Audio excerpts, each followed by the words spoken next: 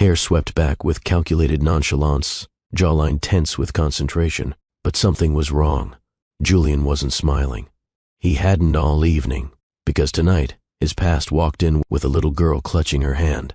Julian was midway through discussing expansion plans with a French diplomat when he saw her. Nadia. 2 years had vanished, yet somehow she looked more radiant now. The silver silk dress caught the light as she moved through the crowd. Not clinging like desperation, but flowing like quiet strength. She wasn't the nervous event coordinator he'd once transferred across continents without a proper goodbye. She was now a vision of self-possession, holding the hand of a toddler who stopped Julian's breath cold. Same chestnut curls, same olive complexion, but most haunting of all, the same striking hazel eyes with flecks of gold that had once kept him awake at night.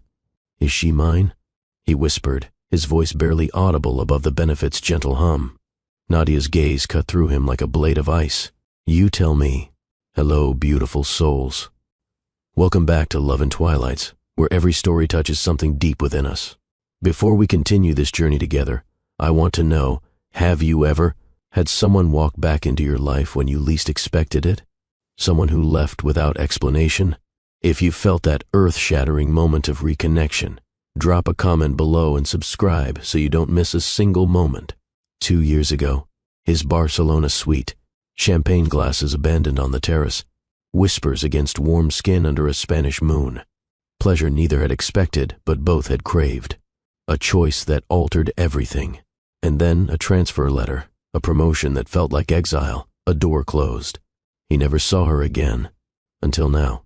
The sommelier's voice faded to background noise as Julian moved through the crowd like a man possessed.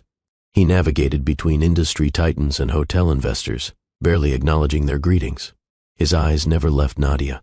She stood near a towering floral arrangement, sipping champagne while the little girl studied the room with quiet curiosity. "Nadia." His voice barely functioned when he reached them. She turned with the composed grace of someone who had rehearsed this moment in her mind countless times. "You remember my name." How flattering. Her tone was even, but her eyes, those he remembered with painful clarity, flashed with something complex. His gaze dropped to the child, then back to her. "Is she—" Nadia didn't flinch or blink. "Yours? What do you think, Julian?" The girl peeked from behind her mother's gown, studying him with an intensity that felt familiar. Julian knelt instinctively, softening his presence. "Hello," he said, his voice gentler than he'd known it could be. "What's your name?" "Sophia." Nadia answered for her. "I chose it before I realized she'd have your eyes." Julian's pulse thundered. He'd spent his life mastering rooms, hotel openings, investor meetings, corporate takeovers. But this woman, this child, they rendered him powerless with a single glance. Whispers rippled through nearby guests. "Isn't that Nadia Kazan? Didn't she work for Rivero Hotels? That child. Does she look like Julian?" Nadia turned away calmly. Julian followed. They ended in a quiet corridor near the service entrance. "I didn't know," he started. "You left," she countered. "Left?" Julian shook his head. "You accepted the transfer, I thought." "Accepted?" Her laugh was soft, bitter. "You moved me halfway across the world with a promotion I never asked for." "I was 28 and pregnant, Julian. What choice did I have? I thought I was protecting your reputation. The board was watching my every move." "No," she cut him off. "You were protecting yourself, and in doing so you abandoned your daughter." The truth hit him harder than any business failure ever had. He remembered sitting in his Barcelona suite the night after they'd been together. Remembered drafting the transfer papers himself. He could have torn them up, could have called her, could have done anything but what he did. A tiny voice broke the tension. "Mama." Sophia had wandered over, her small patent leather shoes clicking against the marble. She looked at Julian, then at her mother. "Is he the ghost?" Nadia knelt beside her, tucking a curl behind the girl's ear. "Yes, baby," she whispered. "He used to be, but not anymore." Sophia's eyes held something neither expected, curiosity. Julian watched them walk away, Nadia's back straight, Sophia skipping lightly beside her. 2 figures in silver and white moving through a sea of dark suits. And Julian, he stood frozen, because for the first time in his life he had everything to say and no right to say it. Julian returned to the ballroom, but his mind was miles away. Crystal chandeliers sparkled, string quartets played, but all he could see were those hazel eyes. Sophia's eyes, his daughter, and Nadia's gaze, not burning with hatred, but heavy with the weight of being forgotten. He wandered onto the terrace, trying to steady his breath, when his assistant approached. "Sir, the International Hotel Association president is requesting your presence for photos. Tell him I'm unavailable." Julian had negotiated billion-dollar hotel acquisitions, faced off against royal investors. But tonight, one child holding one woman's hand had reduced him to ash. Outside the ballroom, Nadia sat by a fountain, Sophia curled in her lap with a macaroon someone had given her. Nadia stroked her daughter's hair, expression distant. She hadn't come to create drama. She hadn't come for sympathy. She came for the only thing Julian Rivero had ever refused to give her, acknowledgement. "Do you want to go home, sweetheart?" She whispered. "Is the ghost still here?" Sophia asked. Nadia smiled faintly. "He's not a ghost anymore, baby. He's just confused." Hours later, Julian stood at the window of his Paris hotel suite, overlooking the illuminated Eiffel Tower. His bow tie hung loose around his neck. He drained his cognac without tasting it. "Sophia," he murmured to himself. The name didn't feel foreign on his tongue. He remembered how Nadia used to hum when she organized event details, the small smiles when he complimented her work. She had always been more than he allowed himself to see. And now she had given him a daughter. He didn't wait until morning. At 1:14 a.m., still in his tuxedo pants and shirt sleeves, he took the elevator to the lobby and had his driver take him to Nadia's hotel, an address his assistant had procured within minutes. He sat in the car across the street. 1 hour, 2 hours, 3. But he never approached her door because deep down he knew he wasn't ready to face who he had been. 2 years ago, Nadia stood in the Barcelona hotel's HR office, holding transfer papers. Inside, a substantial salary increase and a relocation package to Singapore. She didn't cry, not in front of anyone. But when she returned to her apartment, she locked herself in the bathroom, clutched the pregnancy test with its 2 pink lines and sank to the floor. She had whispered only one thing: "I won't need him." And then she had gone to work building a life for Sophia. One night shift, one promotion, one tiny apartment at a time. The following afternoon, Julian found her again. This time at Luxembourg Gardens, where she was watching Sophia feed ducks by the pond. Julian observed from a distance, her ponytail catching sunlight, her laugh genuine. She didn't look like a woman waiting for anything. When she finally noticed him, she didn't stop what she was doing. "If you're here to make a speech," she said without turning, "save it. I'm here because I need to speak with you." With her, she turned then, arms crossed. "You transferred me like I was a problematic asset, Julian. Why do you think you deserve access now?" He stepped closer. "I don't think I deserve anything. I'm here. That's all I can be today." Sophia ran over, breadcrumbs on her tiny hands. "Hi again," she said shyly. Julian knelt. "Hi again," he replied, voice softer now. Sophia held out her drawing, a wobbly stick figure of a man, woman, and child.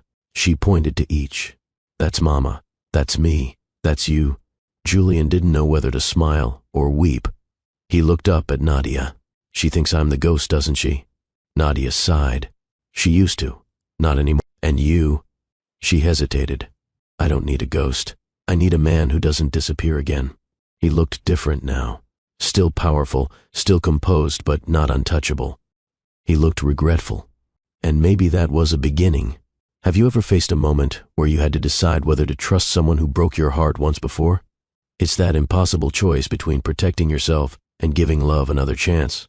If you're wrestling with trust after heartbreak, drop Healing Journey in the comments. Your story matters here, and this community understands. She remembered the way he'd held her that night in Barcelona, like she was the only warmth in his carefully constructed world. She had clung to that memory, then hated herself for it. Nadia picked up Sophia and turned to leave. "You want a conversation? Fine, tomorrow. But not in hotel lobbies, not near industry people. You come to me on my terms." Julian nodded instantly. "Name the place." "You already know where I'm staying," she said over her shoulder. Sophia waved at him as they walked away. Julian watched them disappear down the garden path. This time, he wouldn't stay outside. Barcelona, Hotel Rivero, 2 years earlier. The evening air wrapped the coastal city in sultry warmth. Inside the towering glass hotel overlooking the Mediterranean, Julian Rivero returned to solitude again. A half-eaten meal waited on his private terrace. Music played softly through hidden speakers. The only disruption was the sound of someone adjusting floral arrangements in the adjacent room. Nadia moved through the suite with precision. As the hotel's event coordinator, she had stayed late finalizing details for tomorrow's celebrity wedding. The client was demanding, the stakes high, but Nadia understood the rules. Be thorough. Be invisible. Be indispensable. Julian noticed her, even when he pretended not to. She arranged flowers with artistic care. She positioned lighting to flatter every angle. She carried herself with quiet confidence that intrigued him. One evening he walked in and saw her holding a framed photo of a child, his niece, that sat on his desk. "Do you have children?" he asked, surprising himself. She straightened. "No, sir. You look like you knew her. I just like children. They see the world honestly." Julian didn't respond, but he remembered the moment. That night, as he sat alone on his terrace with a glass of Spanish red, the image of Nadia staring at the photo kept repeating in his mind. Days later, he overheard her on the phone, discussing a financial problem. When she realized he might have heard, she quickly ended the call. Julian didn't mention it, but the next day he personally approved her performance bonus months ahead of schedule. She never referenced it, but from then on, she organized his events with even greater attention to detail. Julian watched her from doorways, from behind glass walls, from shadows, and the more he watched, the harder it became to maintain distance. 3 days before the high-profile wedding, Julian returned from a contentious board meeting. His mood was dark, his patience thin. He turned the corner and nearly collided with her. Nadia had been reviewing lighting placement. They both froze. "I'm sorry, Mr. Rivero," she said, stepping back. "Don't call me that." His voice cut through the air. She paused, eyes widening slightly. "What should I call you?" "Julian. Just Julian." She nodded once. "Julian." Just his name on her lips changed something in the air between them. "You coordinate these events like they're your own," he observed. "Sometimes other people's joy becomes your purpose," she replied quietly. That answer lodged in his chest like a splinter. She didn't flirt or soften her voice. She stood there surrounded by sample centerpieces and dignity, and Julian realized she possessed something he lacked: authenticity. He had power, wealth, global influence, but she had sincerity in the face of pressure.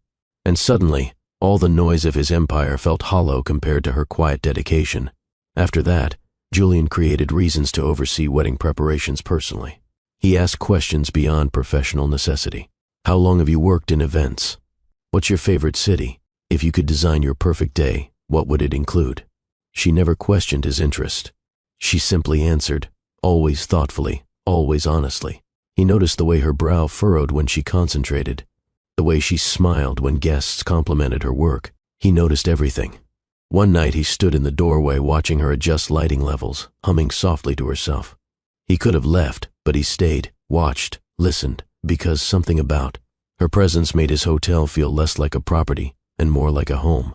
And that terrified him because if he acknowledged it, if he crossed that line, he could never return. The night of the wedding, Julian wasn't supposed to be at the hotel. The executive team had scheduled meetings in Madrid, but after hours of corporate discussions that led nowhere, he flew back to Barcelona. The celebration was winding down. Most guests had departed, leaving only cleaning staff and a few stragglers. The lights were dimmed, candles still flickering throughout the ballroom. Julian found Nadia in the hotel's show kitchen, her black dress slightly wrinkled from a long day's work. A glass of champagne sat beside her as she reviewed the event checklist. She turned and jumped when she saw him, dropping her pen and knocking over the champagne. The glass shattered. "I'm so sorry," she gasped, kneeling quickly. "I'll clean it." "Leave it." Julian's voice came out low, not angry, just focused. She froze, looking up at him from the floor. Nadia. Just her name. It stopped her movements. For a moment, all they heard was distant music and the hum of kitchen equipment. Julian stepped closer. She didn't move. Her knees were still on the floor, but her spine was straight, defiant. "You're not working tonight," he said softly. "The wedding's over. I wanted to finish the report." "Why?" She hesitated. Perfection doesn't allow loose ends. That answer hit harder than expected. Julian looked down at the spilled champagne. "Stand up," he said. She rose slowly. They were inches apart now. He reached to brush a strand of hair from her face. His thumb lingered on her cheekbone. She didn't pull away. "Why do you let me see you like this?" he asked. "Because you don't pretend I'm invisible," she replied. That shattered something inside him. He touched her waist. Still, she didn't flinch. His breath trembled. "I shouldn't." "Then don't." But neither moved, so he kissed her. It was deep, hungry, not gentle. Julian's hands slid up her back, gripping her like he feared she'd vanish. Nadia's fingers tangled in his shirt, pulling him closer. Their mouths devoured silence. Months of watching, wondering, wanting, released in a single breathless collision. She moaned against his neck. He nearly lost control. They didn't make it to his suite. He lifted her onto the marble kitchen island. Her black dress rode up as he stepped between her thighs, his hands gripping the backs of her legs. She tilted her head back as he kissed down her throat. "Tell me to stop," he whispered, forehead resting against hers. "No," was all she said. He pushed her underwear aside, and she gasped as he slid 2 fingers inside her. Slow, deliberate, curving, gentle. "Julian," she breathed, biting her lip. He unfastened his pants. He entered her with one fluid motion. She cried out, arms tightening around his shoulders. His fingers dug into her hips as her heels pressed against his back. "You feel—" He groaned against her ear, like punishment and salvation at once. "Then take all of me," she whispered. And he did. They lost themselves completely, moaning into each other's mouths, breaking through boundaries they had no business crossing. Afterward, he held her, not out of obligation, but instinct. Nadia's head rested against his chest, her fingers tracing patterns on his skin. "This doesn't change anything, does it?" she asked quietly. He hesitated. "It should." She sat up, reaching for her dress. "But it won't. Nadia, don't make promises you can't keep." Her voice wasn't angry, just resigned. She slipped from the counter, picked up her shoes, and walked barefoot across the marble floor. Julian remained motionless, shirt open, pants undone, a powerful man reduced to nothing by the only woman who'd ever seen him as just a man. The kitchen door swung shut, and all that remained was silence. Morning light streamed through the hotel's vast windows. Nadia stood in the office, fully composed, professional attire perfectly pressed. Her hands trembled slightly as she reviewed event feedback forms. She could still feel him. His hands, his mouth, his body against hers. Yet now, in daylight, it all seemed distant. The door opened behind her. She didn't turn. Julian wore his power uniform, tailored suit, Italian leather shoes. No trace of the man who had whispered her name against her skin hours earlier. "Nadia." She straightened, but didn't face him. "I've approved your transfer to our Singapore property, effective immediately." She turned slowly. "Why?" "It's a significant promotion. Director of guest experiences for all Asian properties." The biggest lie he'd ever told. "Of course," she replied, nodding once. Nothing last night was personal. Julian didn't speak. Couldn't. He placed a cream-colored folder on the desk. Inside, transfer papers, a significant salary increase, a relocation package, a non-disclosure agreement. No note, no explanation. "This will cover everything," he said. "And there's a letter of recommendation for your file." She stared at the folder like it was a coffin. "You're transferring me because I let you inside me."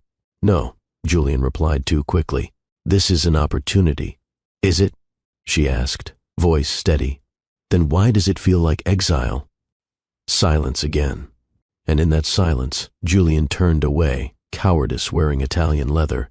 She picked up the folder, picked up her dignity, and walked out the same door she had entered countless times before. Only now she wasn't the coordinator. She was a woman who had given herself to someone who couldn't even meet her gaze in daylight. She didn't cry in the elevator.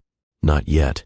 Back in her apartment, small but with a view of the sea, Nadia stood, barefoot in the bathroom, fingers gripping the edge of the sink. 2 lines. Pregnant. She didn't scream or break. She simply slid down to the cool tile floor, folder beside her, test clutched in one hand. Of course it would be now, she whispered. No man, no stability, no plan. But she had a choice, and she chose life. I want to pause here and speak directly to your heart. Have you ever made a choice that terrified you but you knew was right? A moment when you stood alone and chose courage even when no one was there to witness it? That's what true strength looks like. If you've had your moment of quiet bravery, type "I chose courage" in the comments. Your story might be exactly what someone else needs to hear today. Back in his suite, Julian poured himself a drink at noon. He stared at the flowers she had arranged days ago, still perfect, still alive. He should have stopped her, should have said anything, but instead, he poured more whiskey because powerful men didn't get emotional. They didn't beg.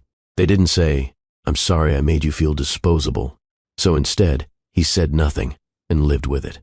The next week, Julian moved through boardrooms like nothing had happened. His assistant noticed he didn't smile. His driver noticed he stayed silent during drives. His executive team noticed his sharpened tone in meetings. But no one asked because men like him weren't questioned. And he told himself he preferred it that way. One night, slightly drunk, Julian pulled up Nadia's personnel file. Her new Singapore address glowed on the screen. His fingers hovered over his phone. He drafted 3 messages but deleted them all. What could he possibly say that wouldn't sound like regret disguised as concern? Nadia, wide awake at 3 a.m., hand resting protectively on her still flat stomach. Julian, staring at the ceiling of his penthouse suite at the same moment. Same stars, different hemispheres, parallel insomnia. 2 months into her pregnancy, the morning sickness hit. Nadia still arrived early for work, still coordinated flawless events, still smiled when hotel guests complimented the arrangements. She found strength in routine and excellence, in proving to herself that she could stand alone. "You're glowing lately," her assistant remarked one morning. Nadia touched her cheek, wondering if her secret was becoming visible. "New skincare regimen," she lied. At night, she wrote letters to her unborn child, not on paper that could be found, but in her mind as she lay in bed. "You were made on a night that broke me open," she thought. "But you will be the reason I rebuild stronger." 3 months in, Julian was scheduled for a Singapore property visit. He canceled twice, citing scheduling conflicts. The board was confused, but didn't question him. The truth was, he couldn't face the possibility of seeing her. The decision haunted him, not just sending her away, but his cowardice afterward. He should have called, should have checked, should have done anything but pretend she'd never existed. 4 months into her pregnancy, Nadia felt the first flutter of movement. She was reviewing event proposals at her desk when it happened, a gentle ripple, like a fish swimming beneath the surface of a still pond. Her hand flew to her belly, eyes widening. "Hello," she whispered. "I feel you." That night, she bought her first baby item, a tiny pair of yellow socks. Not pink, not blue, just soft, sunny yellow. 5 months pregnant, and Nadia could no longer hide her condition. Her body curved gently but unmistakably beneath her carefully selected wardrobe. She requested a meeting with her director. "I'm pregnant," she said simply. No emotion, just fact. "I see." The director looked uncomfortable. "And the father?" "Not in the picture." 3 words to summarize a novel of pain. "The company has excellent maternity benefits," he assured her. "Take whatever time you need." She nodded, grateful for the lack of judgment. Singapore would be where her child took their first breath. A place Julian had sent her to forget her, but where she would instead create something unforgettable. At 6 months, Julian finally gathered the courage to call Singapore. Not her directly, he still couldn't manage that level of bravery, but her department. "I'm looking for Nadia Kazan," he told the receptionist. "Miss Kazan is on maternity leave," came the unexpected reply. Julian's world stopped. "Maternity leave?" "Yes, sir. She's expecting." "Due next month?" He hung up without another word. The timeline crashed through his mind like a wrecking ball. If she was due next month, that meant Barcelona, the kitchen. That night, he walked to his terrace and stared out at the Mediterranean. The same sea they had watched together, the same stars under which they had connected. And now, thousands of miles away, she carried his child. He drafted an email, deleted it, wrote another, deleted it too. What could he possibly say that wouldn't sound like too little, too late? In the end, he did nothing. Again. The cowardice of powerful men isn't in what they do, but in what they fail to do when it matters most. 7 months pregnant, and Nadia waddled more than walked. Her colleagues threw her a modest baby shower. She accepted gifts with grace, smiled for photos, played the games. No one knew the father was one of the most powerful hoteliers in the world. No one knew the night she spent awake, rehearsing what she would tell her child someday about where they came from. Your father was like a storm, she practiced saying. Beautiful from a distance, destructive up close. But without the storm, there would be no rainbow. And you, little one, are my rainbow. 8 months pregnant, and Julian dreamed of her. Not passionate dreams, but ordinary ones. Nadia, in a kitchen, heavy with child, humming as she stirred something on the stove. Nadia reading to a faceless infant. Nadia laughing as tiny hands reached for her face. He woke from these dreams not aroused but hollow, like something vital had been scooped from his chest. 9 months, and Nadia went into labor during a thunderstorm. The kind of dramatic backdrop that seemed fitting for the culmination of such a complicated journey. 16 hours of pain, of pushing, of praying, and then, "It's a girl," the doctor announced. A girl with a full head of dark hair, and when she finally opened them, eyes that reminded Nadia instantly of Julian. Not just the color but the intensity, as if this tiny creature was already appraising the world and finding it wanting. "Sophia," Nadia whispered, holding her daughter for the first time. Sophia Rose Kazan. On the birth certificate, in the space for father's name, she hesitated only briefly before writing, Julian Rivero. Not for him, for Sophia. Because someday, she would ask, and Nadia refused to build their relationship on a lie.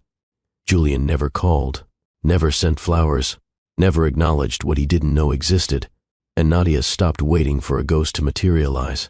Days became weeks, became months. Sophia grew from a wrinkled newborn, to a determined infant, to a curious toddler. She had Julian's eyes, Julian's focused stare, even Julian's slight frown when concentrating. But she had Nadia's resilience, Nadia's laugh, Nadia's ability to find joy in small things. By the time Sophia was 18 months old, Nadia had been promoted twice more, Director of Operations for Southeast Asia. The irony wasn't lost on her. Julian's attempt to exile her had instead launched a career that might someday rival his own. Then came the invitation, the International Hospitality Excellence Awards in Paris. As a regional director, Nadia was expected to attend. Julian would be there too. He was receiving a Lifetime Achievement Award. The thought of seeing him again after so long made her stomach twist. "Mama, up!" Sophia demanded from her play area, arms raised imperiously. Nadia lifted her daughter, studied those hazel eyes that haunted her dreams. "What do you think, little one? Should we go to Paris and meet your father?" Sophia patted her mother's cheeks with sticky hands. Paris, yes. It wasn't a conscious decision to create a dramatic reunion. Nadia simply refused to hide her daughter any longer. If Julian Rivero happened to be in the same room when the truth walked, in wearing a tiny silver dress to match her mother's, so be it. The night of the gala arrived with painful clarity. Nadia dressed with unusual care. The silver silk dress wasn't chosen to seduce but to armor herself. Sophia twirled in her matching outfit, delighted by the way the fabric caught the light. "You look beautiful, my love," Nadia said, kneeling to adjust her daughter's headband. "You too, Mama." Sophia planted a kiss on her mother's nose. "Pretty Mama." They took a taxi to the venue, Sophia chattering about the lights of Paris streaming past their window. Nadia barely heard her, her heartbeat drowning out all other sounds. The grand ballroom gleamed with old-world opulence. Crystal chandeliers, gold leaf detailing, marble floors so polished they reflected every movement like water. Nadia recognized at least a dozen industry titans within minutes of entering. And then, Julian, standing near the stage, midnight blue suit, impeccably tailored, hair perfectly, styled, face composed in what she recognized as his public mask. He hadn't seen her yet. "Mama, who's that man?" Sophia asked, pointing directly at Julian. The universe had a wicked sense of humor. "Someone I used to know," Nadia replied softly. They moved deeper into the room, accepting champagne from a passing waiter. Nadia positioned them near a massive floral arrangement, partially hidden but with a clear view of the stage. She watched Julian work the room, shaking hands, smiling his professional smile that never quite reached his eyes. And then it happened. His gaze, sweeping the room, landed on her. The recognition was instantaneous. His body went rigid, his conversation halted mid-sentence. His eyes dropped to Sophia, widened almost imperceptibly, then returned to Nadia's face. Time stretched like taffy between them. 2 years of silence compressed into a single electric moment.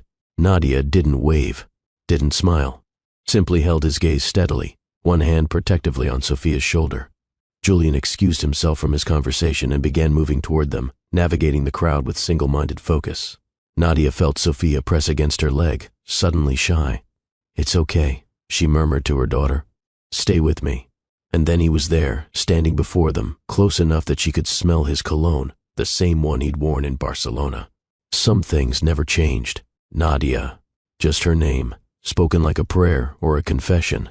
Julian, cool, composed, as if they'd parted ways last week rather than 2 years ago. His gaze dropped to Sophia again, lingered on those unmistakable eyes. "Is she yours?" Nadia finished for him. "What do you think?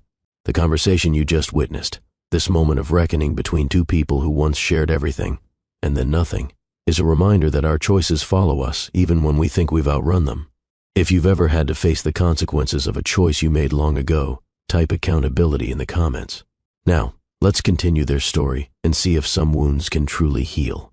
Julian knelt down, bringing himself to Sophia's eye level. "Hello there." Sophia studied him curiously before whispering to her mother, "Is he the ghost?" Nadia felt the question like a physical blow.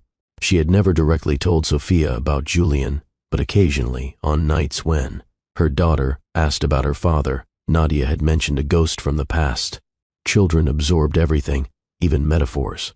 "Yes, baby," she whispered, stroking Sophia's hair. "He used to be. But not anymore." The three of them moved to a quieter area, away from curious eyes and whispers. Julian walked stiffly, like a man being led to judgment. Nadia kept her chin high, her hand firmly holding Sophia's. "I didn't know," he said, once they were alone.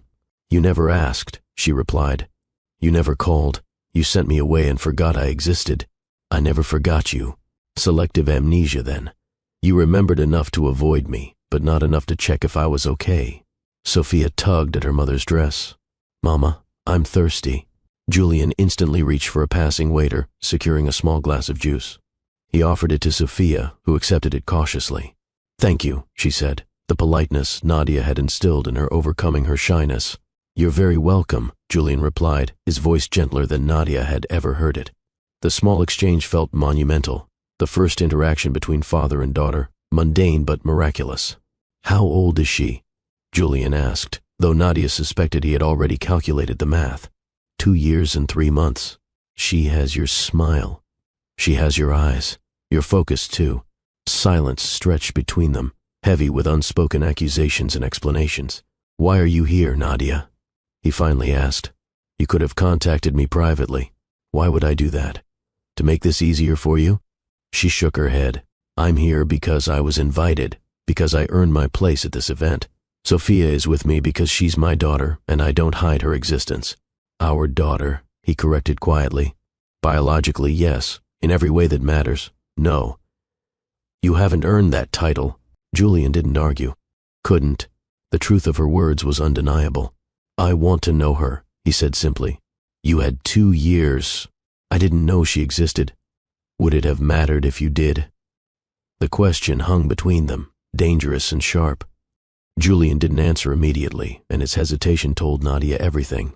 "That's what I thought," she said softly. Sophia, bored with adult conversation, began exploring the small alcove, touching the velvet curtains with curious fingers.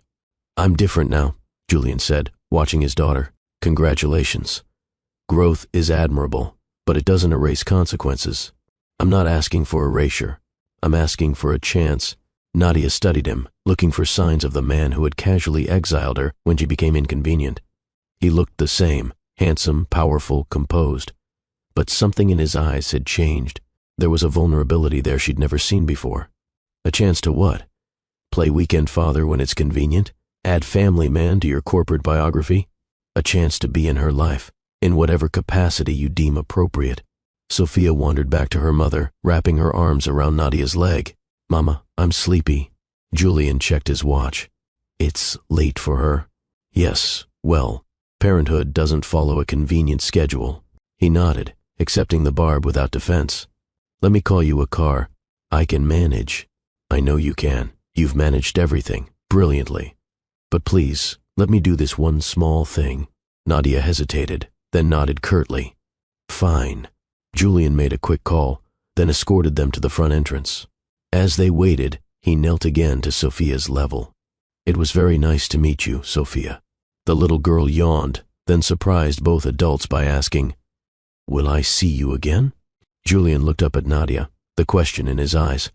That's up to your mother, he told Sophia. If she wants it, Nadia added, then perhaps. The car arrived. Julian held the door as Nadia helped Sophia inside. Before she could follow, he touched her arm lightly. Please, just one conversation. On your terms, your timing. Nadia looked at him, really looked at him, for the first time that night. Beyond the expensive suit and practiced composure, she saw a man terrified of losing something he'd only just discovered he wanted. Tomorrow, the Luxembourg Gardens at noon, where you saw us today. Relief washed over his features. I'll be there. Don't be late. And don't bring anything. No gifts, no grand gestures. Just you. Just me, he agreed. She slid into the car beside Sophia, who was already drifting to sleep. As the vehicle pulled away, Nadia watched Julian through the rear window. He stood perfectly still, watching them until they disappeared from view. Back in her hotel room, Nadia tucked Sophia into bed, then sat on the balcony with a glass of wine. The Paris skyline twinkled before her, but she saw only memories. Julian's hands on her skin, Julian's voice in her ear, Julian's absence in her daughter's life. Could she trust him? Should she? Tomorrow would tell. The Luxembourg Gardens bloomed with summer glory. Sophia chased butterflies while Nadia sat on a bench, watching both her daughter and the park entrance. Exactly at noon, Julian appeared. He wore casual clothes, jeans and a simple button-down shirt. No suit armor today. He spotted them immediately but approached slowly, as if giving Nadia time to change her mind. You came, he said, stopping a respectful distance away. I said I would. May I? He gestured to the bench. She nodded, and he sat beside her, leaving space between them. She's beautiful, he said, watching Sophia. Yes, she is. Does she know? About me, I mean. She knows her father exists, but isn't part of our lives. I haven't lied to her, but I've kept explanations age-appropriate. Julian nodded. Thank you for that. For not poisoning her against me. That would only hurt her in the long run. Silence stretched between them, not entirely uncomfortable. I rehearsed what to say, he admitted. Had an entire speech prepared. And now I just want to listen. Tell me about her. Tell me about you. I've missed everything. Nadia considered refusing, making him work harder for information he should have been present to witness. But there was something disarming about his humility. She was born during a thunderstorm, she began. 16 hours of labor. She didn't cry right away, just looked around the room like she was assessing it. Julian smiled slightly, like a hotel inspection. Exactly. She started walking at 10 months, climbed out of her crib at 14 months. She loves books about animals and hates carrots with surprising passion. And you? How have you been? Managing. Building a career while raising a child alone isn't easy, but I've never regretted my choice. You're remarkable, he said simply. Don't do that. What? Don't admire me for surviving what you helped create. He flinched but nodded. You're right. I'm sorry. Sophia noticed Julian then and came running over, slightly out of breath.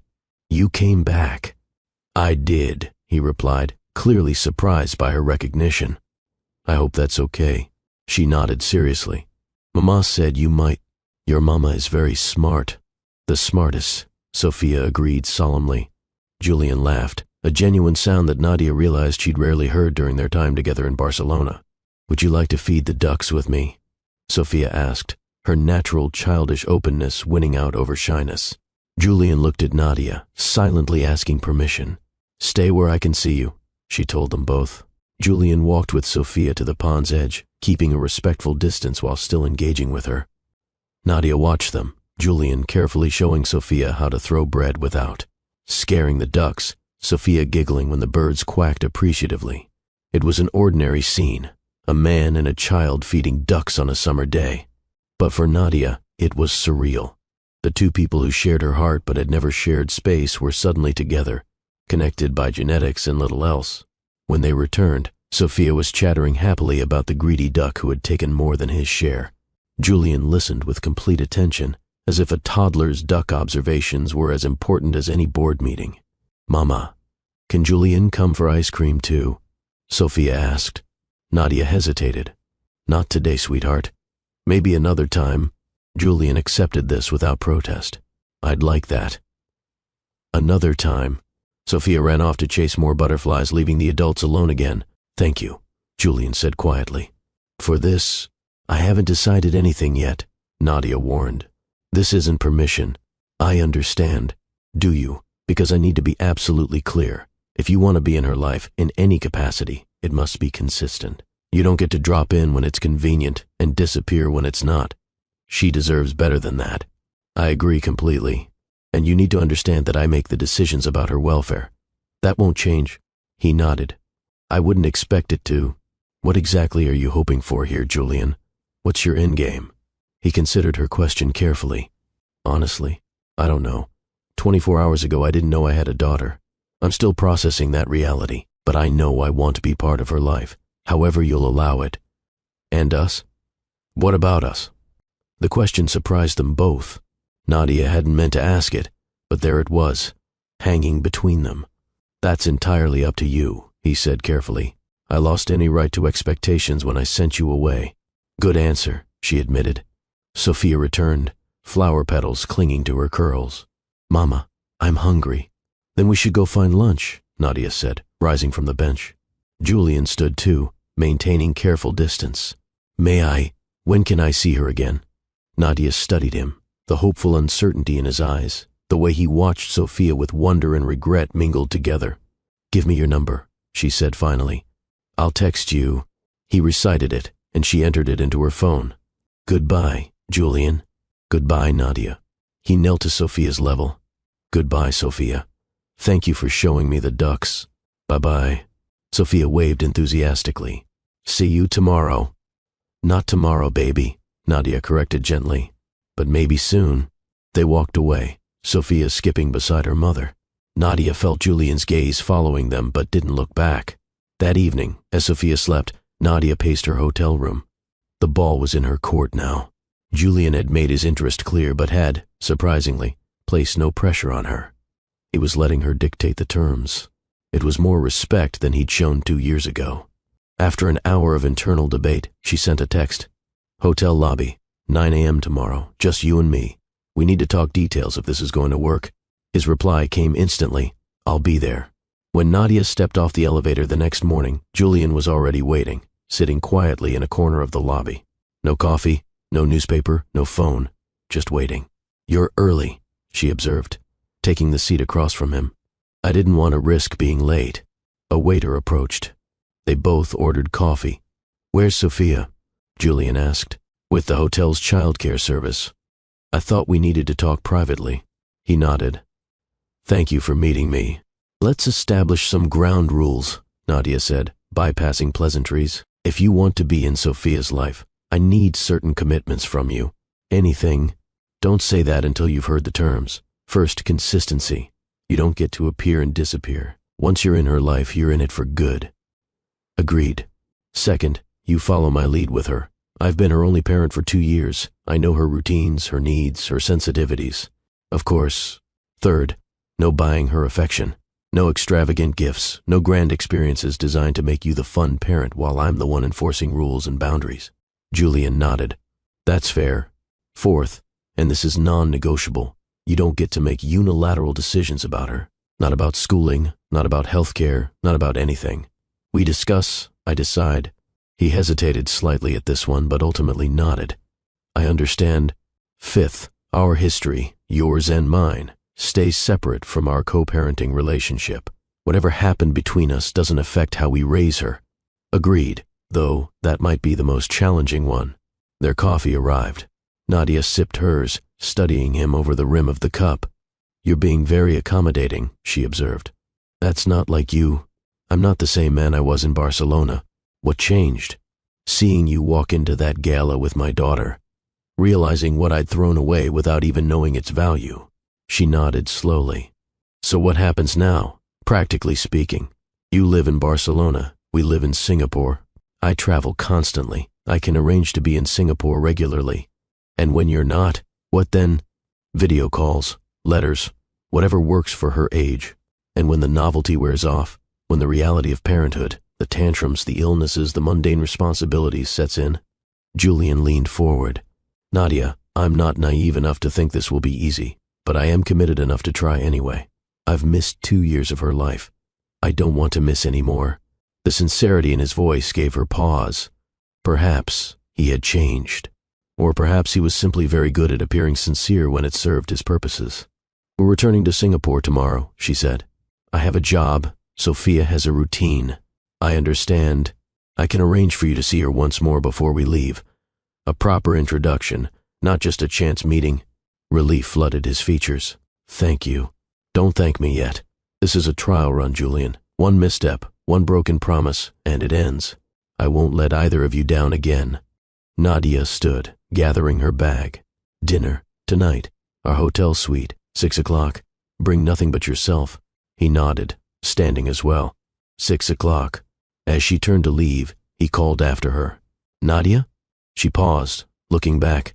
Thank you for raising her so beautifully, for putting her name on the birth certificate, for not erasing me completely. I didn't do it for you, she said quietly. I did it for her. She deserves to know where she comes from, even if half of her story was missing.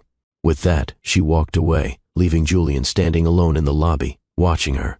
Retreat for the second time in his life, but this time with the promise of return. We all reach crossroads where we must decide, do we open the door to someone who once closed it on us? Nadia stands at that threshold now, balancing protection with possibility. If you've ever had to make a similar choice, weighing the risk of hurt against the potential for healing, type second chances in the comments. Your experience might light the way for someone facing their own difficult decision. At exactly 6 o'clock, Julian stood outside Nadia's hotel suite, a strange nervousness overtaking him. He'd negotiated with royalty, closed billion-dollar deals, addressed rooms full of investors without breaking a sweat. Yet his hand trembled slightly as he knocked on the door. Nadia opened it, dressed casually in a simple blouse and trousers. Behind her, he could hear the animated sounds of a children's show playing on the television. You're punctual, she observed, stepping aside to let him in. Always, for important matters. The suite was modest but comfortable. Toys were scattered across the coffee table. A small suitcase lay open with neatly folded children's clothes, evidence of a life he hadn't been part of building. Sophia sat cross-legged on the sofa, completely absorbed in her cartoon. She wore tiny jeans and a shirt with a butterfly print, her dark curls secured with colorful clips. Sophia, Nadia called gently. We have a visitor. The little girl looked up, her eyes brightening with recognition. Duck Man. Julian couldn't help but smile at the nickname. Hello again. Nadia turned off the television, earning a brief pout from Sophia that quickly faded when she realized she had an audience. Sophia, this is Julian, Nadia said, choosing her words carefully. He's going to have dinner with us tonight. Why? Sophia asked with a child's blunt curiosity. Nadia and Julian exchanged glances. They hadn't discussed exactly what to tell her. Because, Julian said, kneeling to her level, I'd like to get to know you better. Sophia considered this explanation, head tilted thoughtfully. Okay. Do you like spaghetti? Mama ordered spaghetti. I love spaghetti, Julian assured her. Me too. But no green things. No green things, he agreed solemnly. Nadia watched their interaction with guarded eyes. Dinner will be here soon. Sophia, why don't you show Julian your drawing from today? Excited to have a new audience, Sophia scrambled off the sofa and retrieved a paper from a small backpack. She presented it to Julian with pride. It's the Eiffel Tower, she explained, pointing to a triangular scribble. And that's me, and that's Mama, and that's a bird. Julian studied the drawing with genuine interest. This is excellent. You're very talented. Sophia beamed. I know. Nadia choked back a laugh at her daughter's confidence. Humility is still a work in progress. Why be humble when you're clearly brilliant? Julian winked at Sophia, who giggled. Room service arrived with their dinner. Nadia had ordered simply spaghetti for Sophia, as promised, and grilled fish with vegetables for the adults. They sat at the small dining table, Sophia perched on a chair boosted by cushions. So, Sophia, Julian began carefully, what do you like to do for fun? Swimming and drawing, and I like the playground with the big slide. She twirled spaghetti around her fork with surprising dexterity for a 2-year-old. Do you like swimming? I do. Very much. Mama takes me swimming every Saturday. That sounds wonderful. The conversation flowed with surprising ease. Sophia chattered happily about her favorite things, her friends at daycare, the toy elephant she'd left at home in Singapore. Julian listened attentively, asking questions that showed he was genuinely interested. Nadia remained mostly quiet, observing their interaction. Julian was different with Sophia than he'd been with anyone in Barcelona. Gentler, more patient, fully present in a way she'd rarely seen him. After dinner, Sophia's energy began to wane, her animated chatter slowing, her eyes growing heavy. I think it's someone's bedtime, Nadia said, glancing at her watch. No, not sleepy, Sophia protested, even as she yawned widely. Would you like me to read you a story before bed? Julian offered. Sophia perked up. Yes, the elephant book. Nadia hesitated, then nodded. One story, then bed. Julian followed them into the bedroom portion of the suite, where a small rollaway bed had been set up for Sophia. Nadia retrieved a well-worn picture book about an elephant searching for his family. As Julian sat on the edge of the bed and began to read, his voice took on a warmth Nadia had never heard before. He did different voices for different characters, asked Sophia questions about the illustrations, made her giggle with silly sound effects. By the time he finished the story, Sophia's eyes were drooping despite her efforts to stay awake. Good night, Sophia, Julian said softly. Night-night, Julian, she mumbled. Then, unexpectedly, come back tomorrow? Julian looked at Nadia, uncertain. We'll see, Nadia answered for him, leaning down to kiss her daughter's forehead. Sleep well, my love. They left Sophia's bedside, returning to the suite's sitting area. Nadia closed the bedroom door part way, leaving it open just enough to hear if Sophia called. You're good with her, Nadia admitted, pouring herself a glass of water. She makes it easy. She's extraordinary. She is. An awkward silence fell between them. The easy flow of conversation that had existed with Sophia as a buffer disappeared in her absence. Thank you, Julian said finally. For tonight. For letting me be here. Nadia nodded, sitting on the sofa. She liked you. Children are surprisingly good judges of character, or surprisingly easy to charm. He acknowledged the barb with a slight nod. Fair point. What happens now, Julian? Really, beyond platitudes and promises. He sat in the armchair across from her, maintaining a respectful distance. I'd like to visit Singapore next week, spend time with both of you, get to know her routine, her world, and then regular visits, video calls when I can't be there in person. I can adjust my travel schedule to prioritize Singapore. For how long? A month? A year? Until the novelty wears off. For as long as she needs me. For as long as you'll allow it. Nadia studied him, searching for signs of insincerity. And your board? Your investors? How will they feel about the great Julian Rivero suddenly spending so much time in Singapore? They'll adapt. Or not. It doesn't matter. She raised an eyebrow. The Julian I knew would never say something like that. The Julian you knew didn't know what he had to lose. The raw honesty in his voice gave her pause. There was something different about him, a vulnerability that hadn't existed before. We leave tomorrow afternoon, she said finally. If you want to see her again before we go, come for breakfast. 8 o'clock. I'll be here. He stood to leave, sensing she needed space. At the door, he paused. Nadia. Don't, she said quietly. Whatever you're about to say, apology, explanation, declaration, just don't. Not yet. This isn't about us. You're right. Good night. After he left, Nadia checked on Sophia, who was sleeping peacefully, one arm wrapped around a plush toy. She brushed a curl from her daughter's forehead, a familiar ache in her chest. What am I doing? She whispered to the sleeping child. Am I making a mistake, letting him into our lives? Sophia sighed in her sleep, but offered no answers. Think about Nadia's dilemma for a moment. How many of us hold the power to forgive but struggle with the courage to use it? How many of us must choose between protecting our hearts and opening doors that might lead to healing? If you've ever stood where she stands now, caught between caution and hope, type healing as a choice in the comments. Your words might be exactly what someone else needs to read today. Breakfast the next morning was less awkward than Nadia had anticipated. Julian arrived precisely at 8, bringing nothing but himself as instructed. Sophia, excited by the unexpected encore appearance, monopolized the conversation. showing Julian her toys and books with enthusiastic commentary. "And this is Ellie," she said, holding up a well-loved stuffed elephant. "She goes everywhere with me." "Everywhere?" Julian asked. "Everywhere important," Sophia confirmed seriously. They ate in the hotel restaurant, pancakes for Sophia, omelets for the adults. Julian proved adept at cutting Sophia's pancakes into perfect bite-sized pieces, a skill Nadia wouldn't have expected from him. "What time is your flight?" he asked as Sophia focused on drowning her pancakes in syrup. 3:00. "May I drive you to the airport?" Nadia hesitated. "That's not necessary." "I know. I'd like to anyway." She considered his offer. "All right." After breakfast, they returned to the suite so Nadia could finish packing. Julian sat on the floor with Sophia, building a tower with blocks that the hotel had provided. "Higher," Sophia demanded as the tower grew precariously tall. "If we go much higher, it might fall," Julian warned. "That's okay. We can build it again."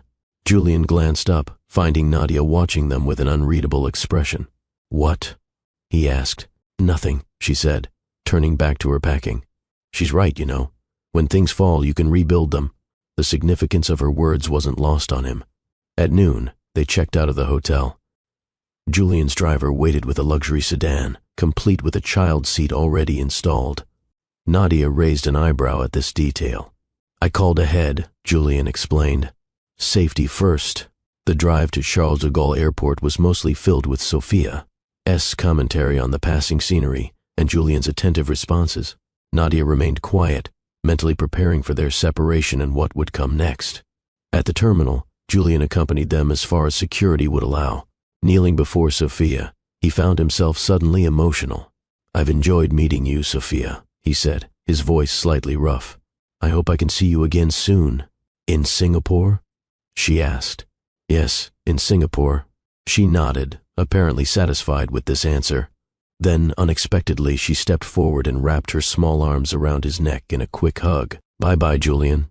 He returned the hug gently, meeting Nadia's eyes over Sophia's shoulder. The moment felt significant, a turning point neither had anticipated. Standing, he faced Nadia. "I'll be in Singapore next Wednesday, if that works for you. Text me when your plans are confirmed. We'll arrange something." He nodded. "Have a safe flight." As they walked away, Sophia turned to wave repeatedly until they rounded a corner and Julian disappeared from view. On the long flight back to Singapore, while Sophia slept against her shoulder, Nadia stared out the window at the darkness. The past few days felt surreal, Julian stepping back into their lives, Sophia accepting. Him with a child's easy openness, herself navigating emotions she'd thought long buried. "Mama," Sophia mumbled sleepily. "Yes, baby? Is Julian my friend now?" Nadia hesitated. "Would you like him to be?" Sophia nodded against her shoulder. "He's nice, and he does good voices for elephant stories." "Yes, he does. Will I see him again?" "Yes, sweetheart. You'll see him again." Satisfied, Sophia drifted back to sleep, unaware of the complexity behind her simple question. Back in Singapore, they settled into their routine, Nadia working, Sophia at daycare, evenings and weekends together. But there was a new element now, Julian's daily video calls. Brief at first, just a few minutes to say hello, but Sophia looked forward to them with increasing excitement. True to his word, Julian arrived in Singapore the following Wednesday. He called from his hotel after checking in. "Is tomorrow evening convenient? Or is that too soon?" "Tomorrow is fine," Nadia replied. "Sophia has been asking about you." "She has?" The pleasure in his voice was unmistakable. "Don't let it go to your head. She also asks about the building superintendent's cat with the same enthusiasm." He laughed. "I'll try to be more interesting than a cat." The next evening, Julian arrived at their apartment precisely on time. Nadia's home was modest but warm, 2 bedrooms in a high-rise with a small balcony overlooking the city. Children's artwork decorated the refrigerator. Photos of Sophia lined the walls. It was clearly a home built around love. Sophia greeted him with excitement, immediately dragging him to see. Her room, her toys, her collection of seashells from beach outings. Julian followed willingly, expressing appropriate admiration for each treasure. Dinner was casual, takeout from a local restaurant that Sophia declared was the best noodles ever. Afterward, they took Sophia to a nearby playground, where Julian pushed her on the swings with patience that impressed Nadia. "Higher," Sophia demanded, fearless as always. Are you sure? You're already flying. Higher. I want to touch the sky. Julian obliged, pushing just hard enough to thrill but not frighten. Nadia watched from a bench, conflicted emotions swirling. There was something undeniably right about seeing Sophia laughing with her father, yet something unsettling about how easily he had stepped into their carefully constructed life. As the evening wound down and Sophia's energy began to wane, they walked back to the apartment together. Sophia insisted on holding both their hands, swinging between them as they walked. 1, 2, 3, whee! She counted, jumping as they lifted her between them. The simple joy of the moment wasn't lost on either adult. This was what should have been all along, the three of them, together, a family. But 2 years of separation and hurt stood between that possibility and reality.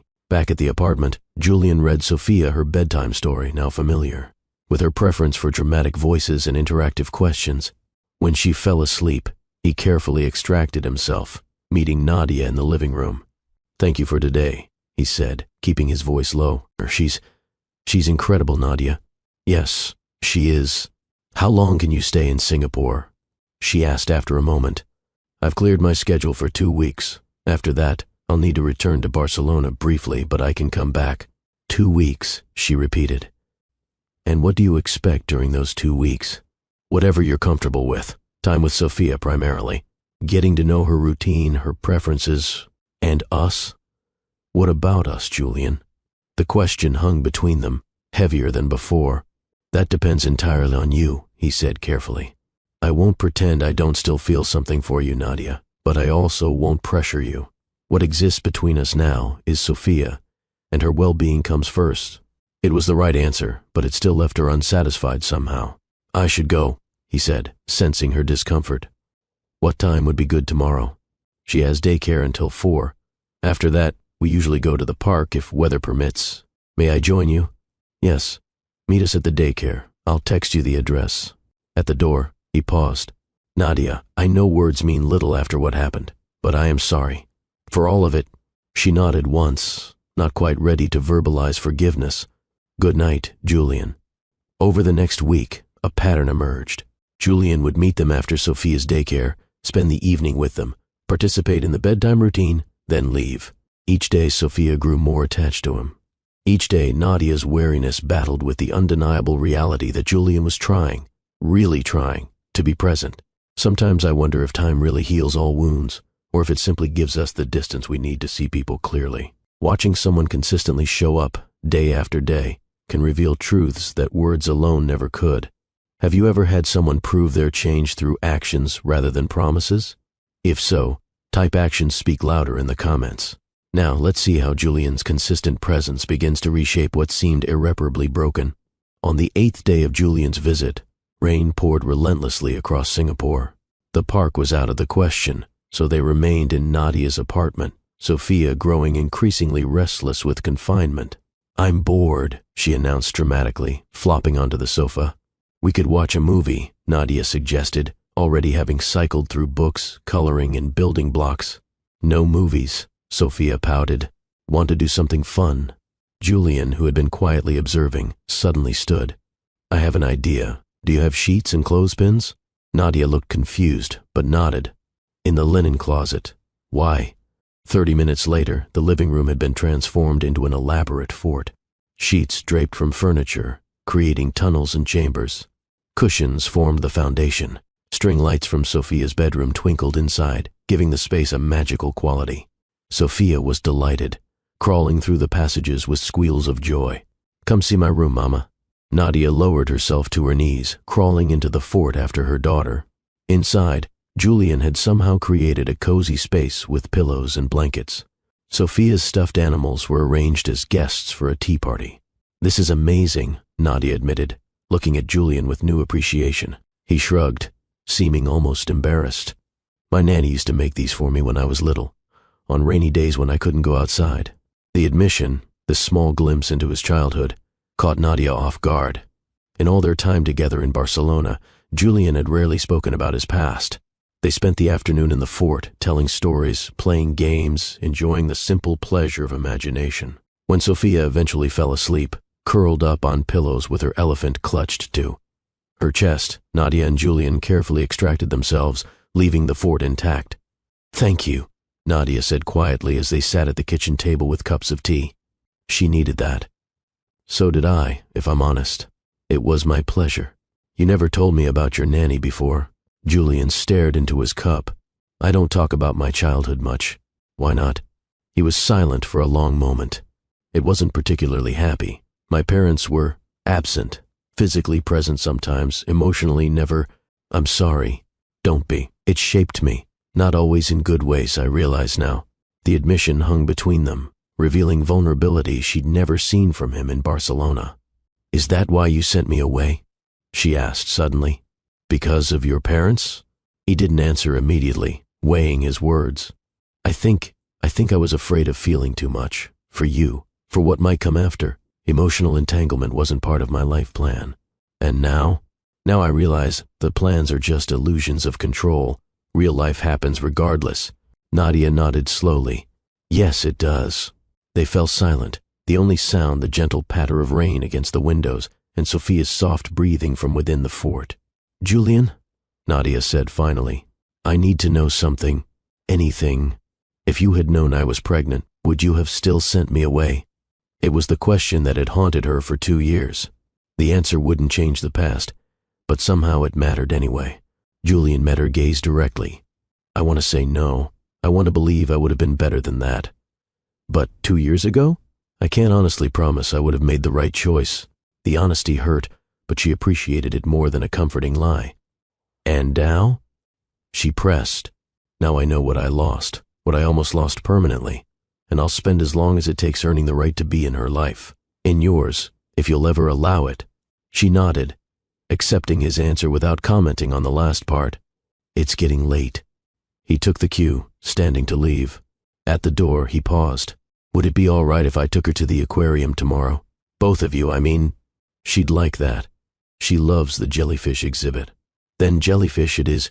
After he left, Nadia returned to the fort, crawling in beside her sleeping daughter. She watched Sophia's peaceful face, wondering if she was doing the right thing letting Julian into their lives. The risk of him disappointing Sophia was real. The risk of him disappointing Nadia, again, felt almost certain. Yet watching him today, creating magic from sheets and string lights delighting in Sophia, his joy, had shown her a side of Julian Rivero she'd never fully seen in Barcelona. Maybe people could change, or maybe they simply revealed parts of themselves that had been there all along, waiting for the right moment to emerge. The aquarium trip was a success. Sophia pressed her face against the glass of the jellyfish tank, mesmerized by their graceful movements. Julian lifted her onto his shoulders for a better view of the shark feeding, her small hands gripping his hair for balance. "Not too tight, sweetheart," he winced. "Sorry," she giggled, not sounding sorry at all. Nadia captured a photo without thinking, Julian with Sophia on his shoulders, both laughing, backlit by the blue glow of the massive tank. Only after taking it did she realize what she'd done. Created their first family photograph. Days turned into the second week of Julian's stay. His hotel room remained mostly unused as he spent from morning until Sophia's bedtime at their apartment. He brought breakfast some mornings, learned Sophia's favorite foods, became adept at handling her occasional tantrums. One evening, after Sophia was asleep, Nadia found Julian studying the photographs. On her living room wall, a timeline of Sophia's life from newborn to present. "I missed so much," he said quietly, not turning around. "Yes. This one." He pointed to a photo of Sophia at about 6 months, sitting in a high chair with pureed foods smeared across her face. She looked so serious, even covered in, what is that, squash? Sweet potato. She hated it, but was determined to conquer it anyway. That determination, is that from you or me? Probably both. Neither of us gives up easily. He turned to face her. "No, we don't." Something shifted in the air between them, a recognition of shared traits now, visible in their daughter, a connection that transcended their complicated past.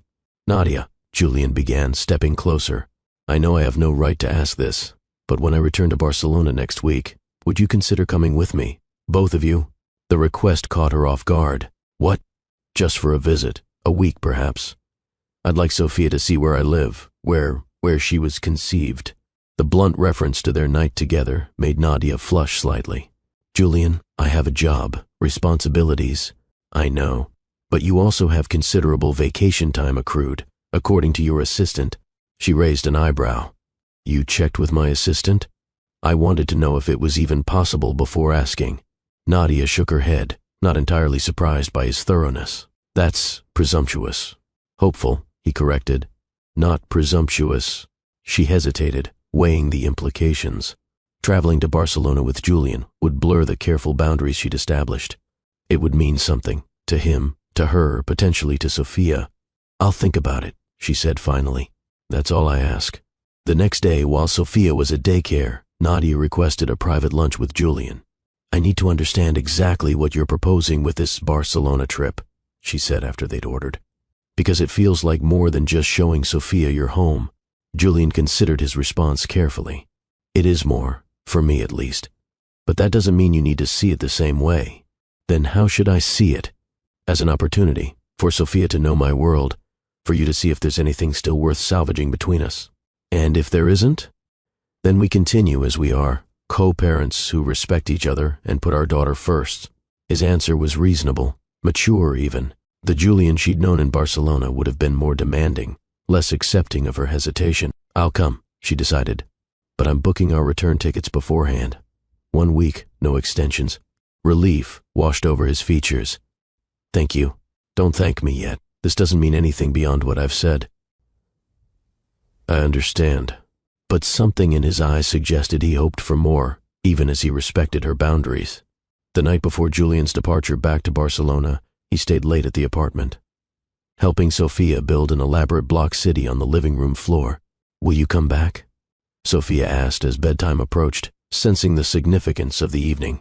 Yes, Julian promised. Very soon. And guess what? You and Mama are going to visit my home soon, too. Sophia's eyes widened. Your home. Does it have a swimming pool? Julian laughed. As a matter of fact, it does. Yay. I'll bring Ellie. After Sophia was asleep, Julian helped Nadia clean up the block city that had taken over most of the living room floor. Thank you, he said as they worked, for these 2 weeks, for agreeing to visit Barcelona. I'm doing it for Sophia, I know. Still, thank you. As he prepared to leave, he hesitated at the door. Nadia. Don't, she said, already knowing what might come next. We're not there yet. He nodded, accepting her boundary. Good night then. I'll call when I land.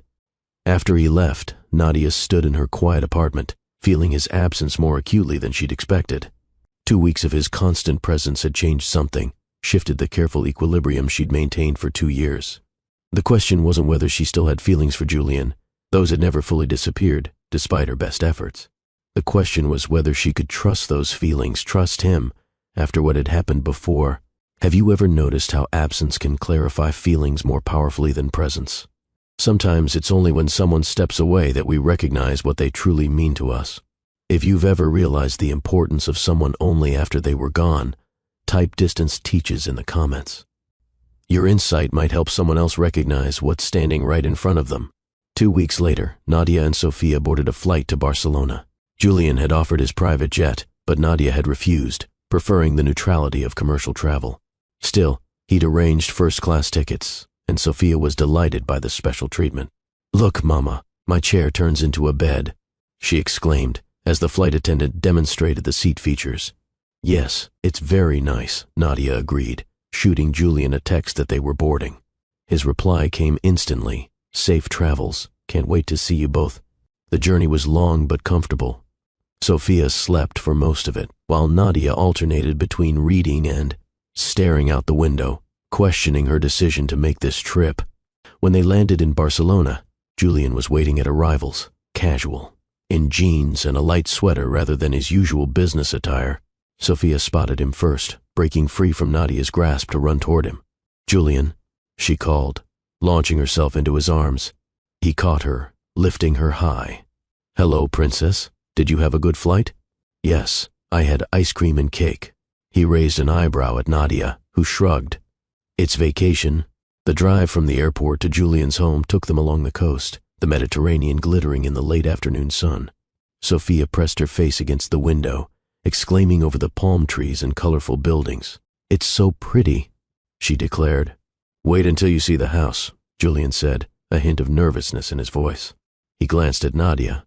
"I hope it meets with approval." She offered a neutral smile. "I'm sure it's lovely." Lovely proved an understatement. Julian's home was a modernist masterpiece, perched on a cliff overlooking the sea. Glass and stone merged seamlessly with the natural landscape. An infinity pool seemed to drop directly into the ocean below. "Wow," Sophia breathed as they pulled into the driveway. Nadia had to agree, though she kept her reaction more contained. The house was spectacular but also intimidating in its perfection. Inside, the decor was minimalist but warm. Natural materials, comfortable furnishings, massive windows framing breathtaking views. Nothing like the cold corporate aesthetic she might have expected. "I had the guest wing prepared for you both," Julian explained, leading them through the house. "Sophia's room is connected to yours by a shared bathroom." The guest rooms were beautiful, clearly prepared with thought. Sophia's room featured a child-sized bed with a canopy, a bookshelf stocked with children's titles in multiple languages, and a small desk with art supplies. "For me?" Sophia asked, eyes wide. "All for you," Julian confirmed. Nadia's room was equally thoughtful, elegant but comfortable, with a private terrace overlooking the sea. Fresh flowers sat on the bedside table, and she noticed the books on the shelf matched her reading preferences. "You remembered what I like to read," she observed quietly when Sophia was occupied exploring her new space. "I remember everything about you, Nadia." The simple statement hung between them, heavy with implication. "I'll let you both settle in," he said, stepping back. "Dinner whenever you're ready. No rush." Left alone, Nadia unpacked their suitcases, hanging clothes in the spacious closets. The domesticity of the action felt strange in Julian's home, as if they were playing at being a family rather than actually being one. Sophia, naturally adaptable, had no such reservations. She bounced on her bed, explored every drawer and closet, and declared the room the most beautifulest ever. Dinner was served on the terrace, the sunset painting the sky in dramatic oranges and pinks. Julian had arranged a child-friendly meal alongside more sophisticated options. Sophia chatted happily about the plane, the house, her plans to swim in the disappearing pool tomorrow. After she was tucked into bed, exhausted from travel and excitement, Julian offered Nadia a glass of wine on the main terrace. She settled in quickly, he observed, handing Nadia a glass of Spanish red. "Children are adaptable. And you? How are you feeling about being here?" Nadia sipped her wine, buying time. "It's strange. Being in Barcelona again. Being in your home.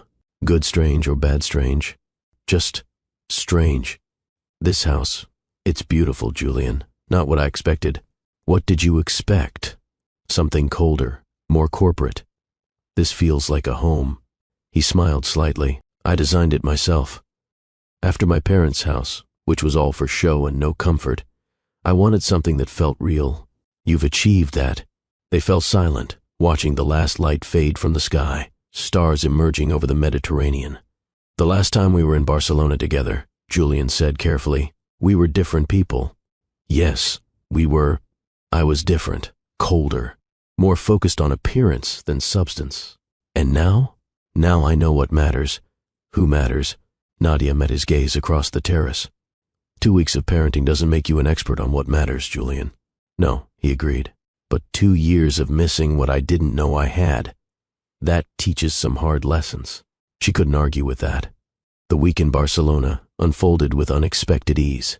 Mornings were spent by the pool, Sophia delighting in Julian's patient swimming lessons. Afternoons included gentle explorations of the city, the aquarium, Park Güell with its fantastical architecture, quiet plazas where Sophia could run while they sipped coffee. Julian proved to be a thoughtful host, never pushing for more intimacy than Nadia offered, while still making his feelings clear through. Small gestures, fresh coffee waiting when she woke, her favorite flowers refreshed daily, attentive listening when she spoke. 4 days into their visit, Julian proposed a special outing. "I'd like to take you both to my vineyard," he said over breakfast. "It's about an hour inland, beautiful countryside, very peaceful." "You have a vineyard?" Nadia asked, surprised. "A small one. It was my grandfather's originally. The only thing from my family I actually wanted to keep." The property was indeed beautiful. Rolling hills covered with neat rows of vines, a stone farmhouse. Renovated with simple elegance, olive trees providing shade over a rustic outdoor dining area. Sophia ran ahead, delighting in the open space. A caretaker's dog joined her, a gentle golden retriever that bore her enthusiastic petting with patient dignity. "This is lovely," Nadia admitted, as Julian gave her a tour of the main house. "So different from your corporate image." "This is the real me," he said quietly, "or at least the me I always wanted to be but was afraid to embrace." After lunch under the olive trees, Sophia grew drowsy in the warm afternoon sun. Julian carried her inside for a nap, returning to find Nadia still at the table, gazing out over the vineyard. "She's asleep," he reported, taking his seat again. Complete with the dog curled at her feet, Nadia smiled. "She'll want one when we get home now." "Would that be so terrible?" "No, not terrible. Just another responsibility." Julian hesitated, then reached across the table, covering her hand with his. "Nadia, I need to ask you something." She tensed, but didn't withdraw her hand. "What? What do you want?" "From me, from us, from this situation we've found ourselves in." The directness of the question caught her off guard. "I don't know," she admitted. "Yes, you do. You might not want to say it, but you know." She pulled her hand away, standing to put distance between them. "It's not that simple, Julian. It could be, how? You live here. We live in Singapore. You run a global empire that demands your presence around the world. I have a career I've built from nothing. Sophia has a routine, stability. All of those are logistics, solvable problems." "They're not just logistics," she argued. "They're realities." Julian stood, moving to stand before her. "The only reality that matters is this. I love you. I've never stopped loving you. And I think, despite everything, you still feel something for me too." The declaration hung between them, too significant to ignore. "Love isn't enough," she said finally. "Trust matters too. And you broke that once before. I know. I can't erase that, but I can ask for the chance to rebuild it. And if I can't give you that chance, then I'll respect your decision. I'll be the best co-parent I can be to Sophia. I'll never disappear from her life again. And us? I'll hope that time might change your mind, but I won't pressure you." Nadia turned away, looking out over the sunlit vineyard. Everything Julian said sounded perfect, too perfect perhaps, and therein lay her fear. She'd believed in him once before, only to be discarded when it became inconvenient. "I need time," she said finally. "This is all happening so fast." "We have 3 more days here," he reminded her gently. "No decisions need to be made today." She nodded, grateful for the reprieve. That evening, after returning to the main house and putting Sophia to bed, Nadia found herself restless. She wandered out to the infinity pool, sitting at its edge with her feet in the water, staring at the moonlight reflecting on the Mediterranean below. Julian found her there, approaching quietly so as not to startle her. "May I join you?" he asked. She nodded, and he sat beside her, rolling up his pants to dip his feet in the water too. "It's beautiful here," she said after a while. "Peaceful." "Yes. That's why I chose it. Do you ever get lonely, in this big house, just you?" He considered the question. "Yes, more than I admitted to myself before Sophia." "Before seeing you again." They sat in companionable silence, the gentle lapping of water against the pool's edge the only sound. "I was so angry with you," Nadia said suddenly. "For so long. Not just for sending me away, but for making me feel disposable. You were never disposable to me. But you treated me like I was, like what happened between us was a problem to be solved rather than a connection to be honored." Julian nodded, accepting the criticism. "You're right. I did. I was a coward." "Yes, you were. I'm trying not to be anymore." She looked at him then, really looked at him in the moonlight. The Julian beside her now was both familiar and different. The same handsome features, the same intense presence, but with a vulnerability, a humility that had been absent before. "I believe you're trying," she admitted. "I'm just not sure if it's enough." He reached for her hand in the darkness. This time, she didn't pull away. "What would be enough?" he asked quietly. "I don't know. Proof that when things get difficult, really difficult, you won't resort to your old patterns, that you won't discard us when we become inconvenient again. How can I prove that except through time?" "You can't," she acknowledged. "That's the problem." He squeezed her hand gently. "Then give me time, Nadia. Let me show you, day by day, that I'm not the man I was 2 years ago." She didn't answer, but she didn't release his hand either. They sat together at the edge of the infinity pool, feet in the water, hands connected. The vast Mediterranean spread before them like possibility itself. Relationships that break apart and find their way back together often form a stronger bond in the healing. The cracks filled with new understanding can create something more beautiful than what existed before. If you believe that some loves deserve a second chance, that forgiveness can be the foundation for something stronger. Type love rebuilds in the comments. Now, let's see if Nadia and Julian can find their way back to each other, not as they were, but as who they've become. Their final day in Barcelona dawned clear and bright. Julian had arranged a special outing, a private sailing trip along the coast. Sophia was ecstatic, bouncing with excitement as they boarded the elegant yacht. "Look, Mama, I'm a sailor," she declared, wearing the captain's hat Julian had bought her. "Indeed you are," Nadia agreed, adjusting the child's life vest. The day was perfect. Gentle breezes, crystal waters, delicious food prepared by the yacht's chef. They anchored in a secluded cove where the water was calm and clear. Julian helped Sophia swim while wearing floaties, her delighted squeals echoing off the rocky cliffs surrounding them. Nadia watched from the deck, struck by how natural they looked together, father and daughter, as if they'd never been separated. "He's good with her," observed the yacht's captain, a weathered man who had worked for Julian for years. "Yes, he is," Nadia agreed. "Changed him, that little one," the captain continued. "Never seen the boss smile so much." The casual observation from someone who had known Julian long before she entered his life gave Nadia pause. Perhaps the change in him was more profound than she'd allowed herself to believe. That evening, after returning to the house and putting an exhausted Sophia to bed, Julian asked Nadia to join him for dinner on the main terrace. He had dismissed the staff, preparing the meal himself, a simple but elegant paella that surprised her with its quality. "I didn't know you could cook," she remarked. "There's a lot you don't know about me," he replied. "Just as there's much I still want to learn about you." The meal was accompanied by wine from his vineyard, the conversation flowing easily between them. They spoke of their childhoods, their dreams, the parts of themselves they rarely shared with others. "Why hotels?" Nadia asked. "Of all the businesses you could have built or inherited, why did you choose hospitality?" Julian considered the question thoughtfully. "Because hotels, at their best, create moments of beauty in people's lives. Memories, experiences. It's not just about luxury or comfort, it's about creating spaces where people feel seen, valued." "That's not the answer I expected." "What did you expect?" "Something about profit margins and global expansion." He smiled. "Those matter too. But they're the means, not the end." As the evening deepened, stars appearing above them, Julian reached across the table to take her hand. "Tomorrow you leave," he said quietly. "Yes. I don't want you to go." The simple honesty of the statement touched her. "Julian, I know," he interrupted gently. "You have a life in Singapore. Sophia has school. You have your career. I'm not asking you to upend everything. Not yet." "Then what are you asking?" "For permission to court you properly, to visit regularly, to build something real between us, slowly, carefully, with intention." "Court me?" She couldn't help but smile. "That's an old-fashioned word." "I'm an old-fashioned man in some ways," he admitted. "At least, I'd like to be. The kind who honors commitments, who puts family first, who doesn't run when things get difficult." That doesn't sound like the Julian Rivero the business world knows. No, it doesn't.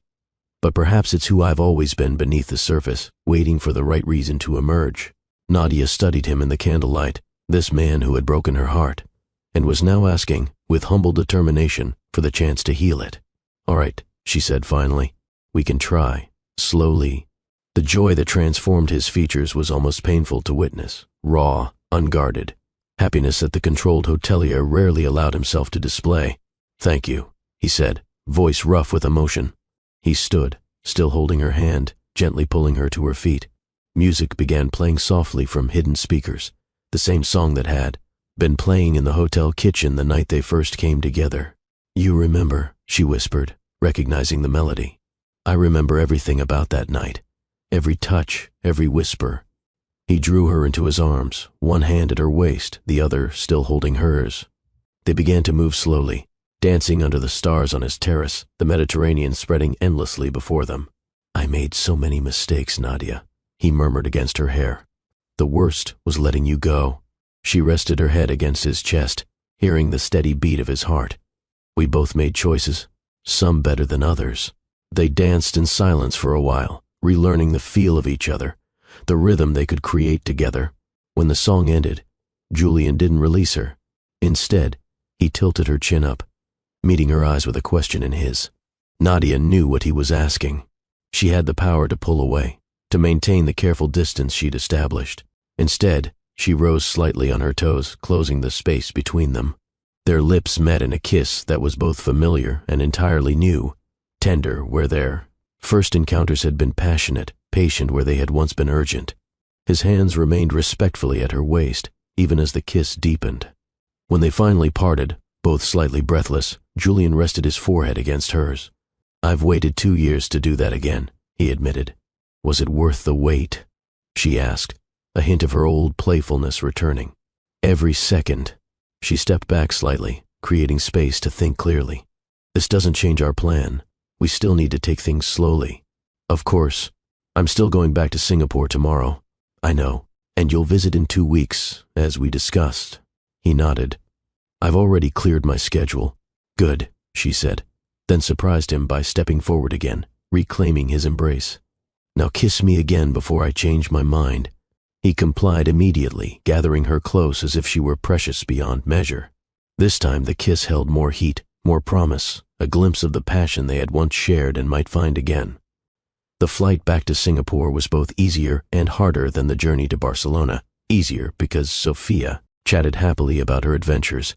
Harder because Nadia's heart remained partly behind with Julian. He had driven them to the airport himself, helping with their luggage, entertaining Sophia while Nadia checked in. At security, where they would have to part, he knelt to Sophia's level. "I'll see you very soon, Princess," he promised, hugging her tightly. 2 weeks, she reminded him seriously. "You promised." 2 weeks, he confirmed. "I'll count every day." Standing, he faced Nadia, emotion clear in his eyes. "Safe travels. Thank you. For everything." He leaned in, kissing her briefly but tenderly. "This is just the beginning," he whispered. True to his word, Julian arrived in Singapore exactly 2 weeks later. This time he didn't stay in a hotel, but in a guest room at Nadia's apartment, a significant step that wasn't lost on either of them. Life began to find a new rhythm. Julian traveled constantly between Barcelona and Singapore, never going more than 2 weeks without seeing them. When business kept him away, he video called daily, reading Sophia bedtime stories from hotel rooms across the world, sending small gifts that showed he was thinking of them. With Nadia, he was patient, respectful, letting her set the pace of their rekindling relationship. Sometimes they shared nothing more than conversation after Sophia was asleep. Other times, when the connection between them grew too powerful to deny, they rediscovered each other with a passion made deeper by their separation and reconciliation. 3 months into their carefully managed relationship, Julian arrived in Singapore with a proposal, not of marriage, not yet, but of a future together. "I've purchased a home here," he told Nadia one evening after Sophia was asleep. "Nothing extravagant but comfortable. Close to Sophia's school and your office." "You're moving to Singapore?" she asked, surprised. "Part-time, initially. I've restructured the company's leadership to allow me to work remotely more frequently. Eventually, perhaps full-time, if that's what we decide is best." "Julian, your entire life is in Barcelona." "No," he corrected gently. "My house is in Barcelona. My company headquarters is in Barcelona. My life is wherever you and Sophia are." The significance of his choice, prioritizing them over the empire he'd built, wasn't lost on Nadia. "I don't expect you to move in with me," he clarified. "Not unless or until you're ready. But I wanted to show you that I'm committed to being here, to being present, to building something real with you both." Nadia was speechless, moved by the gesture in a way she hadn't anticipated. "Will you at least come see it?" he asked. "Tell me if you like it, if you can imagine a future there someday." She nodded, not trusting her voice. The house Julian had purchased was indeed perfect. A spacious, but not ostentatious villa with a garden for Sophia to play in, a pool for swimming lessons, rooms filled with natural light. He had left it mostly unfurnished. "I thought," he explained as they toured the empty rooms, "that if someday you decided to make this a home with me, we could choose everything together. Make it ours, not just mine." In the master bedroom, with its terrace overlooking the garden, Nadia turned to him, overwhelmed by emotion. "You're really doing this?" she said. Changing your life for us. For us, he agreed. For myself, too. For the man I want to be rather than the man I thought I needed to be. She stepped into his arms then, holding him tightly. I'm still scared, she admitted against his chest. Of what? Of believing in this, in us. Of letting myself hope and then being disappointed again. He stroked her hair gently. I can't promise we'll never face challenges, Nadia, but I can promise I won't run from them. I won't push you away when things get difficult. I'm here, fully present, for whatever comes next.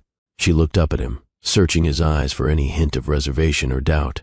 Finding none, she made a decision. Ask me again, she said quietly. Ask you what? Ask me if I can imagine a future here. With you. Understanding dawned in his eyes. He cupped her face gently between his hands. Nadia Kazan, can you imagine building a life with me, creating a home together, raising our daughter as a family? She covered his hands with hers, a smile breaking through the tears that had gathered in her eyes. Yes, she whispered. I can imagine it. I want it. His kiss was gentle, reverent, a promise more binding than any contract he'd ever signed. They told Sophia the next day, explaining in simple terms that Julian would be living in Singapore more often now, in a new house where they would all spend time together. Like a family? Sophia asked, cutting to the heart of the matter with a child's directness. Yes, Nadia confirmed, glancing at Julian. Like a family? Does that mean Julian is my daddy now? For real? The question hung in the air, weighted with significance. Julian knelt before his daughter, taking her small hands in his. Sophia, he said carefully, I have always been your father. From the very beginning, even when I didn't know it. But yes, now I'll be your daddy for real, every day, if that's what you want. She considered this with surprising seriousness for a 3-year-old, then nodded once. I want that. Then that's what will be, he promised. The transition wasn't without challenges. Julian still needed to travel for business. Nadia maintained her independence, continuing her career. Sophia tested boundaries, as children do when family dynamics shift. But the foundation they built was strong, stronger perhaps because it had been broken once before and carefully, intentionally reconstructed. 6 months after Julian's move to Singapore, he proposed properly, on the terrace of their now furnished home, with Sophia as his assistant, proudly holding a small velvet box. I've done this all backward, he admitted, kneeling before Nadia. Found you, lost you, created a child with you, rebuilt a relationship. But I want to do this part right. The ring was perfect, not ostentatiously large as his old self might have. Chosen, but elegantly simple, a diamond flanked by 2 smaller sapphires. The blue ones are for me and Daddy, Sophia explained importantly. Because we both love you most. Tears filled Nadia's eyes as she looked from her daughter to Julian, this man who had broken her heart and then, against all odds, earned the right to hold it again. Will you marry me, Nadia? Julian asked, voice rough with emotion. Not because of Sophia, not because it's expected, but because I love you more than I ever thought possible. Because I want to build a life with you, face whatever comes together, grow, old watching our daughter become the amazing woman she's destined to be. Yes, Nadia whispered, then louder. Yes. As he slipped the ring onto her finger, Sophia clapped her hands with delight then, wrapped her arms around both their necks, pulling them into a family embrace. Later that night, with Sophia asleep and the house quiet around them, Julian and Nadia stood on their terrace, looking out at the Singapore skyline. Are you happy? He asked, arms wrapped around her from behind. Happier than I ever expected to be again, she admitted, leaning back against his chest. I don't deserve this second chance, he said quietly, but I promise to honor it every day. She turned in his arms, facing him. We both deserve happiness, Julian. Sometimes the path to finding it isn't straight. Sometimes we have to get lost before we can truly be found. He kissed her then, a kiss that held their past, their present, and their future, the night in Barcelona that had changed everything. The years of separation, the reunion that had begun with shock and ended with forgiveness, and the promise of all the days to come. Sometimes life brings us full circle, returning us to places we've been before but with new eyes to see what we missed the first time. Julian and Nadia's journey reminds us that love doesn't always get it right the first time. Sometimes it needs to break and heal, to lose and find, before it becomes the love we truly deserve. If this story has touched your heart, please hit that like button, share it with someone who needs to believe in second chances, and subscribe to Love and Twilights for more stories that remind us of love's enduring power to transform us. Until next time, remember, it's never too late to find your way back to what matters most.